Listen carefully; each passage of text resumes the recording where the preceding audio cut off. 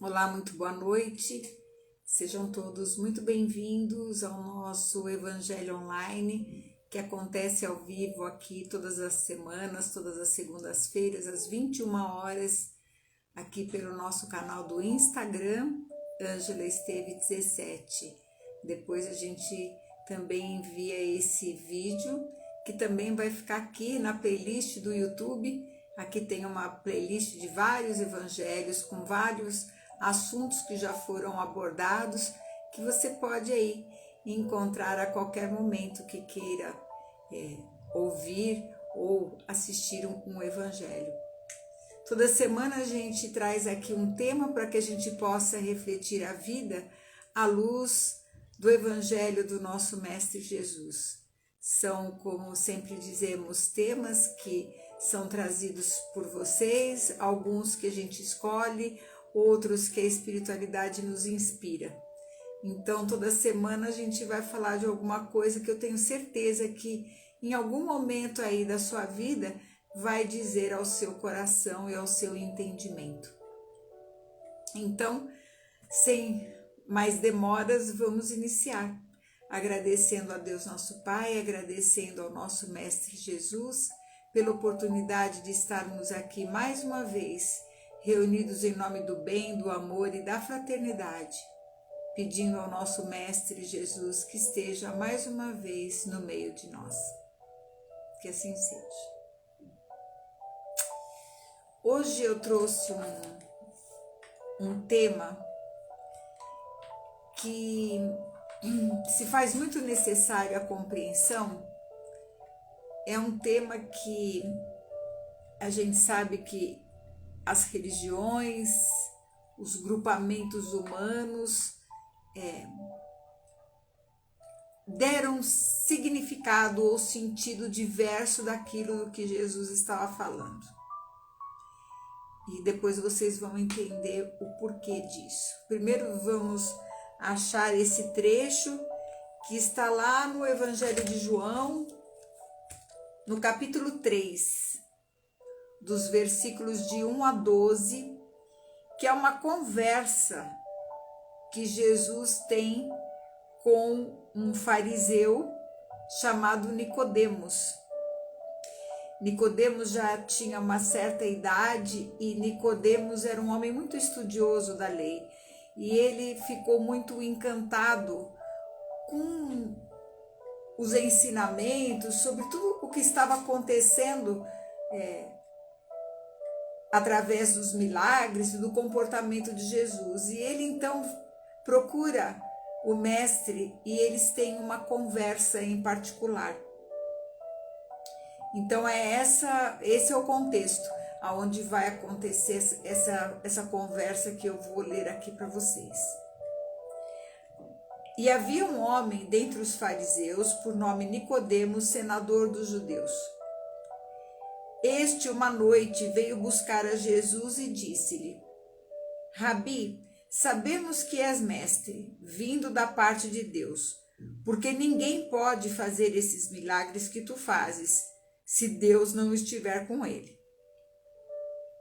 Jesus respondeu e lhe disse: Na verdade te digo que não pode ver o reino de Deus senão aquele que renascer de novo.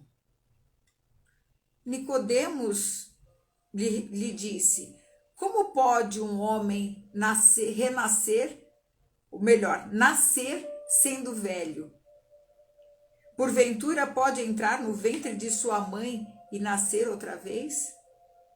Respondeu-lhe Jesus: Em verdade te digo que quem não nascer da água e do Espírito não pode entrar no reino de Deus.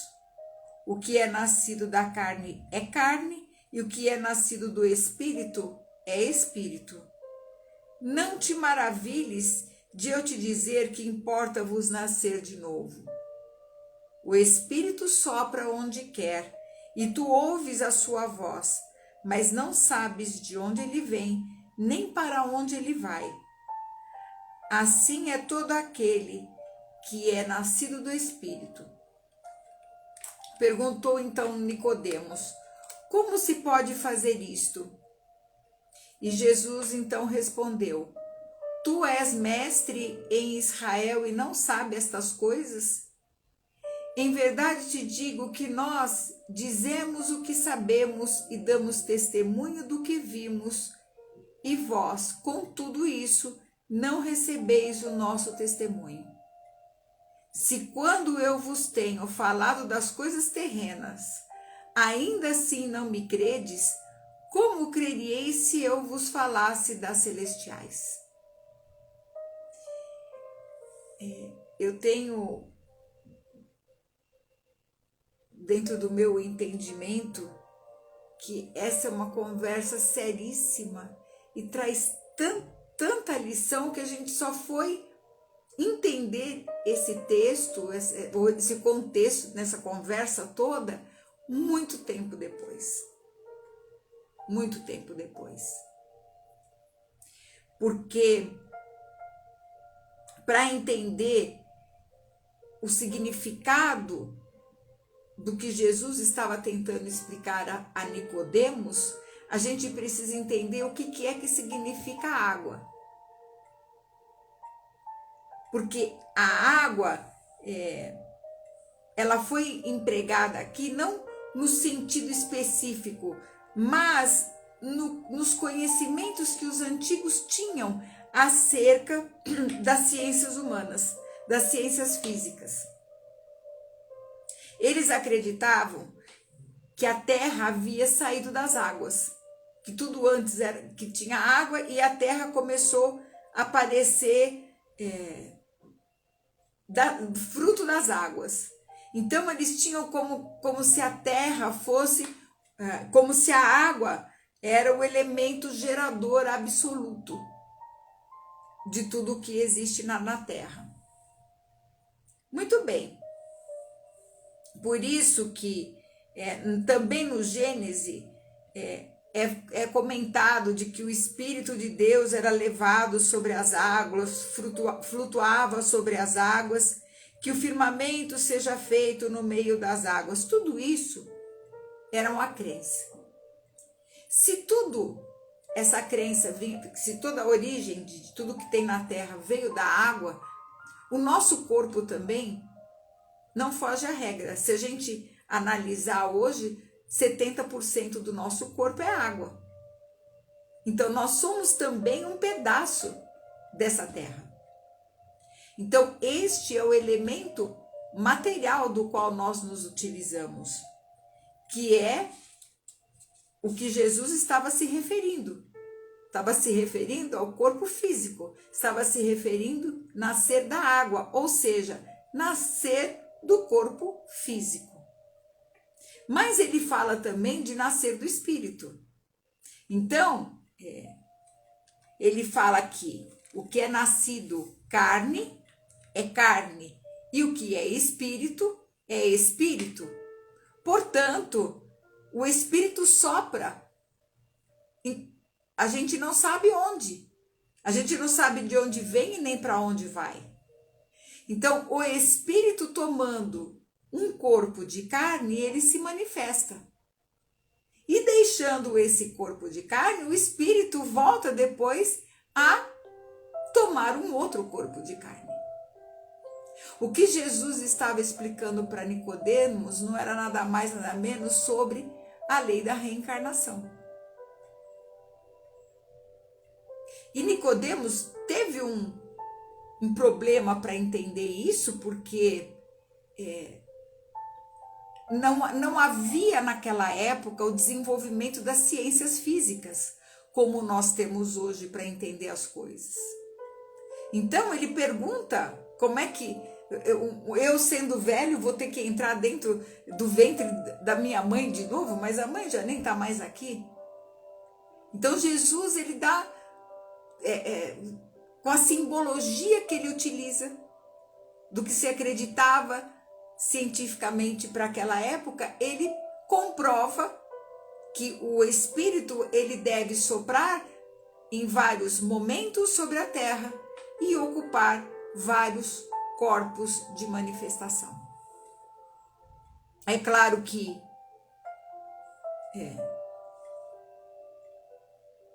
que esse conceito de reencarnação já estava existindo entre ele e os seus discípulos, ele já estava ensinando isso. Só que quando Roma decide, a igreja, né, de Roma decide acatar o cristianismo, eles retiram esse item. Por quê? Porque segundo a lei de reencarnação, o espírito vai soprar, não se sabe em que condição. Hoje você pode ser rei, amanhã você pode vir como um escravo. E isso era inadmissível. Então plantou-se no nosso inconsciente, através das várias encarnações, através das religiões, de que isso não existia. Que a vida que a gente tinha era essa e unicamente essa. O Espiritismo ele vem explicar isso muito bem. Por quê? Porque quando a gente pensa no processo reencarnatório, nós vamos encontrar também nele a justiça divina.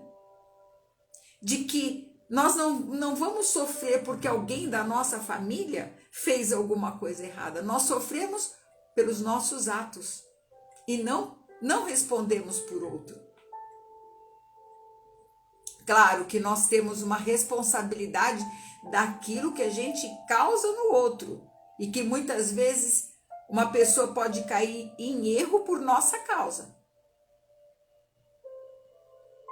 Existe essa responsabilidade, mas no que diz respeito à justiça divina, a gente vai ver que hoje, se uma criança chega com um problema de saúde ou um problema mental, não é porque a inteligência divina é sarcástica, que quer que uns sofram alguma coisa e outros não. E mais uma vez se comprova a lei de causa e efeito. Então as nossas aflições, as nossas provações e mesmo os nossos períodos de felicidade, de prazer, estão linkadas ao nosso modo de ser. Não somente dessa existência, mas de todas as existências que a gente tem vivido. É como se nós, o espírito, ele vai se manifestar e começa a fazer quando ele entra para o reino nominal, ele começa a fazer sua evolução e ele vai criando uma série muito grande. Então hoje nós estamos aqui vivendo apenas um capítulo da nossa série. Mas muito do nosso comportamento, claro que teve a ver com a formação da nossa personalidade aqui, do período infantil até a adolescência, mas nós já trazemos dentro de nós arquétipos de comportamento que foram utilizados pelo nosso espírito em outras épocas, em outras eras. E esse assunto é muito importante porque as pessoas acham que Deus é injusto e porque eu tenho sofrimento ou que eu tenho vontade de desistir da vida porque Deus não me ouve ou porque eu estou sofrendo muito. E a falta desse conhecimento que Jesus já estava passando para Nicodemos e para gerações seguintes ainda é pouco conhecido entre nós, no seu sentido realmente correto. Ninguém vem à Terra ocupar um corpo físico para pagar nada. Deus não precisa que a gente pague nada para Ele. Deus é inteligência suprema, é felicidade e Ele vibra 100% alegria o tempo inteiro. Nós não temos que pagar nada. Mas existe uma lei no universo, que é a lei da causa e efeito. Se hoje nós estamos passando por determinadas problemáticas ou momentos difíceis, a gente pode ter certeza que isso foi provocado por nós. Foi provocado. Nós estamos hoje colhendo efeitos das nossas atitudes passadas. E por que a gente faz isso? Porque enquanto ser encarnado aqui, o nosso espírito está limitado a esse cérebro físico, a esse computador que nos limita a perceber a vida através dos 5 sentidos. Porém, quando nós deixamos a veste física e passamos o espírito para uma outra dimensão de vida, nós temos o que nós chamamos de expansão da consciência. E é nesse momento em que a gente começa a olhar todas as nossas atitudes, e aí naqueles pontos onde a gente não foi muito legal, vai bater uma dorzinha na consciência. E às vezes essa dorzinha pode ser uma dor muito grande.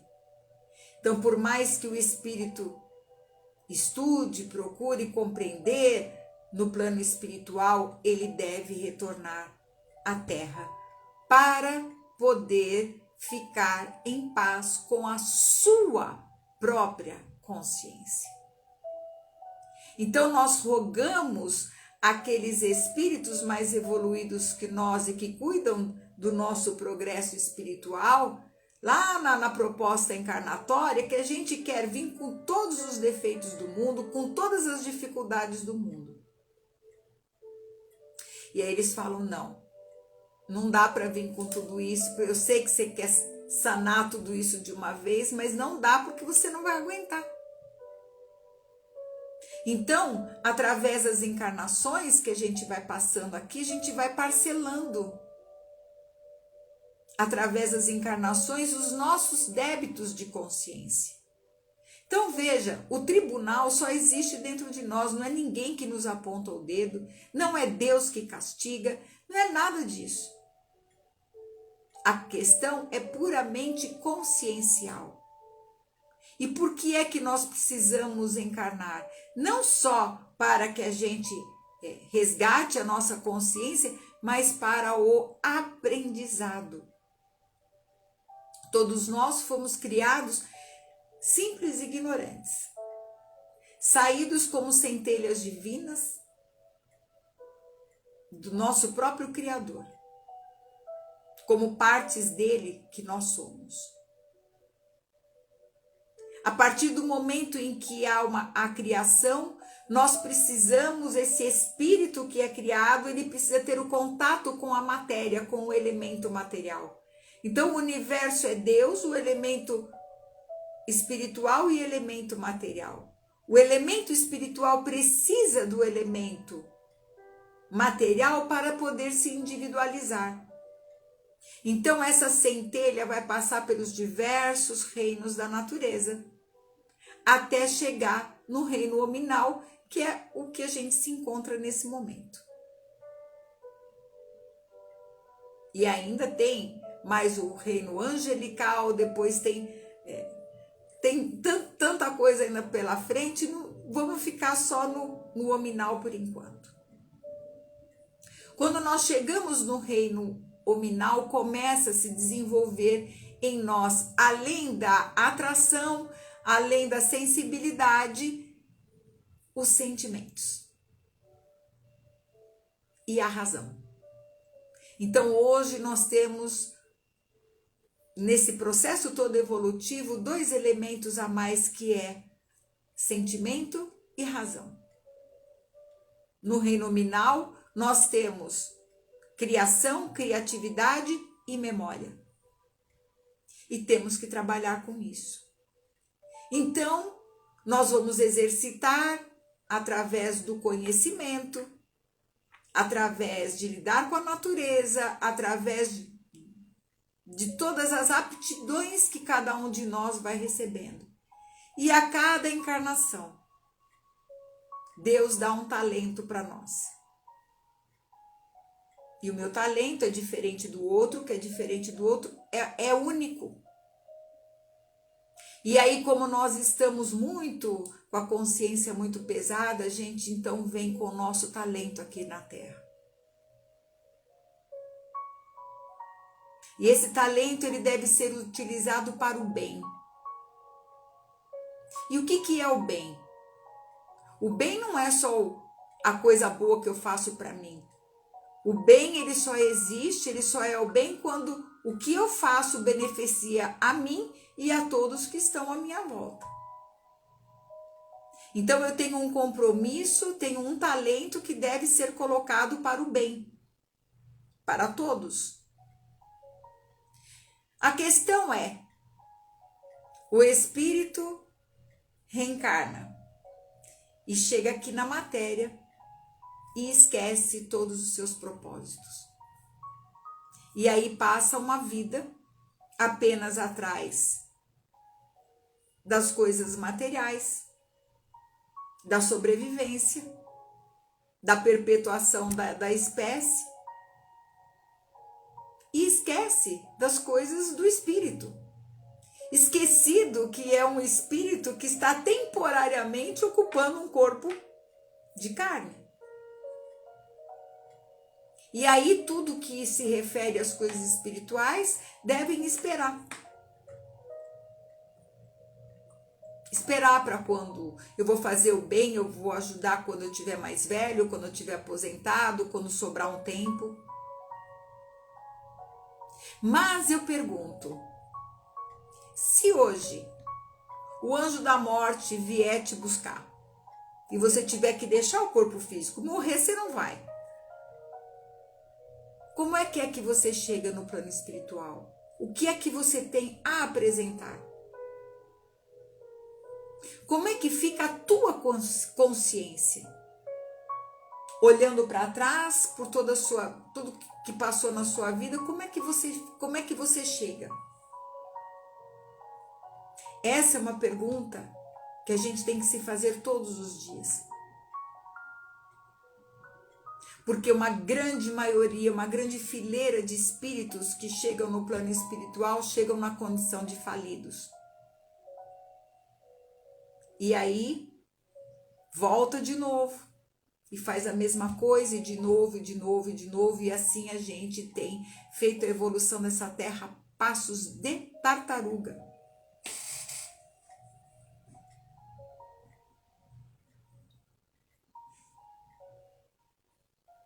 E aqui cabe a gente falar um pouquinho sobre o encadeamento kármico. As pessoas acham que porque uma pessoa morre, que ela se santificou, descansou e resolveu tudo que tinha aqui com a morte. Não. Aonde o espírito soprar, vai levar tudo consigo. Suas mazelas, suas virtudes, suas doenças, que vão ter uma continuidade. O que muda apenas é a vida dimensional. Quando a gente dorme, a gente sonha, né? E a gente não sonha com esse corpo. A gente sonha com um corpo astral, que é o corpo de manifestação da quarta dimensão. Então, quando a gente desencarna, a gente vai deixar esse e vamos nos manifestar com esse, que é esse corpo que a gente já conhece, porque todo mundo já sonhou aqui na vida alguma vez.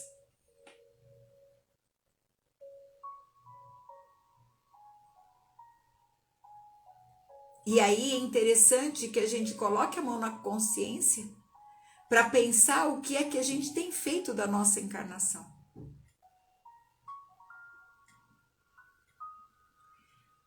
Quando uma situação difícil chega na nossa vida, e vai chegar para todos, todos nós passamos. Ninguém aqui está em regime de exceção. Nem o próprio Jesus encarnado aqui deixou de sofrer. É uma condição desse planeta. Ainda.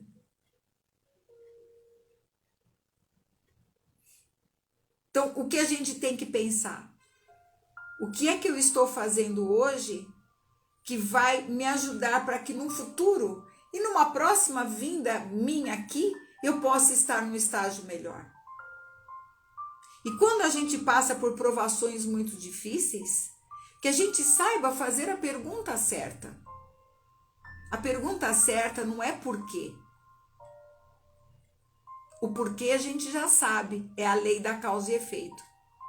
É perguntar-se para quê? Para que eu estou sofrendo isso? O que é que eu tenho que aprender com isso? Porque os nossos erros, gente, não adianta a gente só chegar para uma pessoa que a gente tenha ofendido, magoado ou abusado ou, enfim, e somente pedir perdão. Se a pessoa quiser te perdoar, ótimo, vai ser bom. É o primeiro passo. Se ela não quiser também, não vai poder fazer nada. Só que se eu causei um mal, eu causei perante a vida e a minha consciência. Então, mesmo que o outro diga que me perdoa, eu vou ter que rever essa minha atitude. Então, quando a gente pede perdão, primeiro, a gente só pede quando está realmente arrependido. O arrependimento é o primeiro passo. O segundo é a gente rever a nossa atitude. Porque a vida vai nos colocar no lugar do outro. Mais cedo ou mais tarde. Ou já nessa encarnação ou em outra. Nada passa da lei, nada. Por quê? Porque a lei, ela está inscrita dentro da nossa consciência. Então não adianta, muitas vezes a pessoa pode até desencarnar e ter um ente querido que queira levar a planos maiores, ela não vai se sentir bem. Não adianta quando uma pessoa não está bem, você levar ela para passear, para ir num lugar, porque ela não vai aproveitar. Isso só pode ser consertado na medida em que nós vamos trabalhar em cima disso. Então, onde que estão as causas das nossas aflições? Não estão só em encarnações passadas, não, tá? Tem muita coisa que faz parte do roteiro desta encarnação mesmo. Pelo nosso comportamento. Por isso que Platão já falava e tantos filósofos falavam a respeito do conhece-te a ti mesmo. É muito importante que a gente saiba quem nós somos, saber onde estão as nossas zonas de vulnerabilidade, onde estão as nossas sombras, para poder lidar com isso. Porque esse é o nosso trabalho aqui na Terra. Não é deixar para depois, na próxima eu paro de fumar, na próxima eu paro isso. Essa próxima pode acontecer que o seu espírito possa ser levado para um lugar pior do que esse que a gente já vive aqui. Porque vamos combinar que a Terra não é um planeta de felicidade. Ainda não. Ainda vão alguns milênios pela frente. Mas nós, como individualidades, nós podemos acelerar o nosso processo. Depende da nossa decisão. A nossa decisão de melhorar hoje, de melhorar agora, no minuto que passa.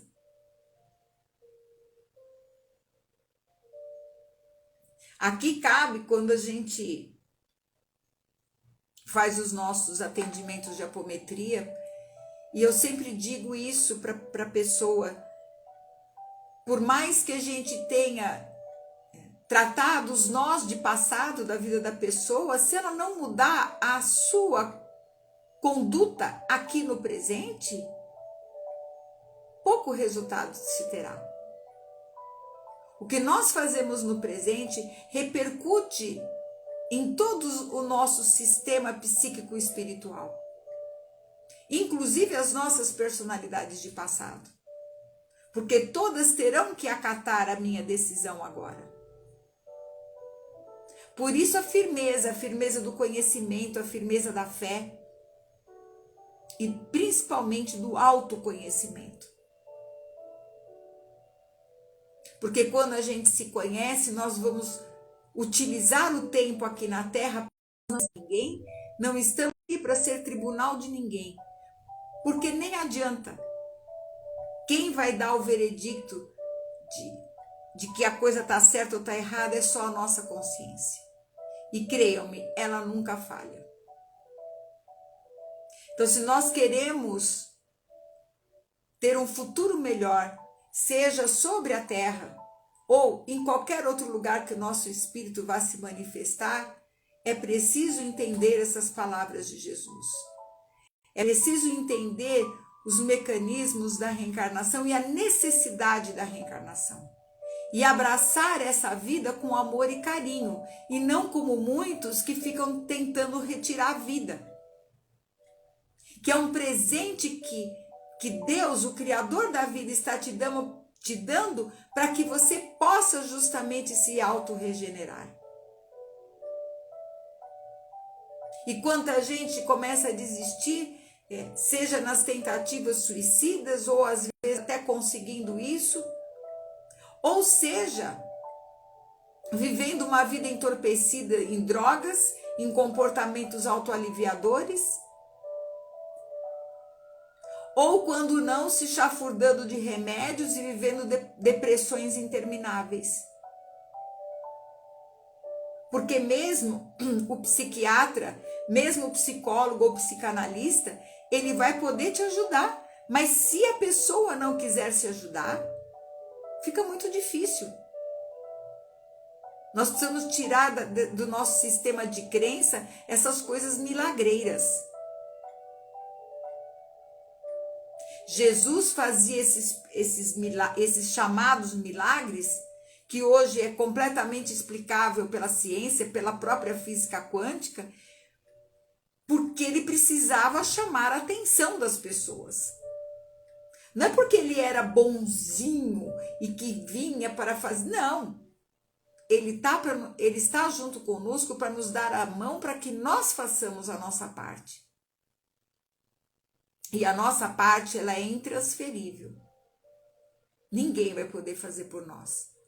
Somente cada um vai poder dar conta da sua própria consciência. Por isso nós precisamos entender o Evangelho, entender direito as palavras de Jesus, no que ele está nos colocando na vida e fazer dele o nosso modelo, o nosso guia. Porque conhecendo como ele vivia, quase caiu aqui, conhecendo como ele vivia, nós podemos também nos inspirar na sua conduta. E para isso eu trouxe um trecho de Emmanuel, que está no livro Vinha de Luz, chamado Que Fazes do Mestre? A pergunta que Pilatos faz: que farei então de Jesus chamado Cristo? E nos círculos do cristianismo, a pergunta de Pilatos reveste-se de singular importância. Que fazem os homens do Mestre Divino no campo das lições diárias? Os ociosos tentam convertê-lo em oráculo que lhes satisfaça as aspirações de menor esforço. Os vaidosos procuram transformá-lo em galeria de exibição, através da qual façam um mostruário permanente de personalismo inferior. Os insensatos chamam-no indebitamente a aprovação dos desvarios a que se entregam à distância do trabalho digno. Grandes fileiras seguem-lhe os passos, qual a multidão que o acompanhava no monte, apenas interessada na multiplicação de pães para o estômago. Outros se acercam dele buscando atormentá-lo, à maneira dos fariseus arguciosos rogando sinais do céu. Numerosas pessoas visitam-no imitando o gesto de Jairo, suplicando bênçãos, crendo e descrendo ao mesmo tempo.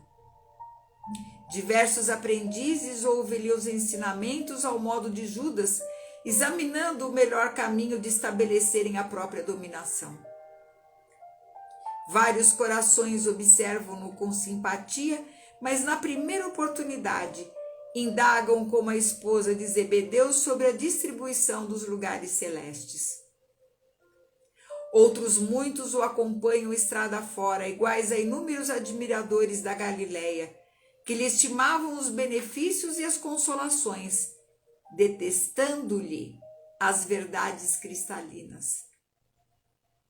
Alguns imitam os beneficiários da Judéia a levantarem mãos postas no instante das vantagens e a fugirem espavoridos do sacrifício e do testemunho. Grande maioria procede à moda de Pilatos, que pergunta solenemente quanto ao que irá fazer de Jesus e acaba crucificando-o, com despreocupação do dever e da responsabilidade.